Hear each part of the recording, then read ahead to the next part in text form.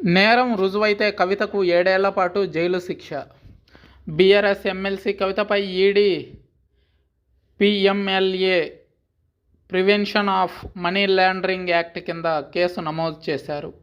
అయితే ఈ కేసులో నేరం రుజువైతే కనీసం 3 ఏళ్ల నుంచి 7 ఏళ్ల వరకు కఠిన కారాగార శిక్ష పడే ఛాన్స్ ఉంటుంది.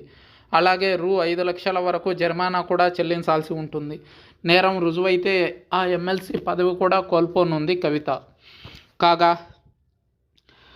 పీఎంఎల్ఏ చట్టాన్ని ఎన్డీఏ ప్రభుత్వం 2002లో రూపొందించింది.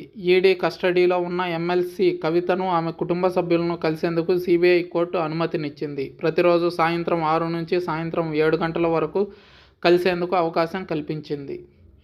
ఇవాళ ఆమెను భర్త అనిల్తో పాటు కేటీఆర్, హరీష్ రావు న్యాయవాదులు కలిసే అవకాశం ఉంది. ఢిల్లీ లిక్కర్ పాలసీ కేసులో అరెస్ట్ అయిన ఆమెను ఈ నెల 23న కస్టడీకి అనుమతిస్తూ కోర్టు శనివారం తీర్పునిచ్చిన సంగతి తెలిసిందే. లిక్కర్ స్కామ్లో బీఆర్ఎస్ ఎమ్మెల్సీ కవిత కింగ్ పిన్, ప్రధాన కుట్రదారు, మద్యం పాలసీకి ప్రధాన లబ్ధిదారు అని ఈడీ పేర్కొంది. ఆప్ ముఖ్య నేతలతో కుమ్మక్కైన కవిత సౌత్ గ్రూపుకు శరత్చంద్రారెడ్డి, మాగుంట రాఘవ, మాగుంట శ్రీనివాసులు రెడ్డి ప్రాతినిధ్యం వహిస్తున్నారని చెప్పారు.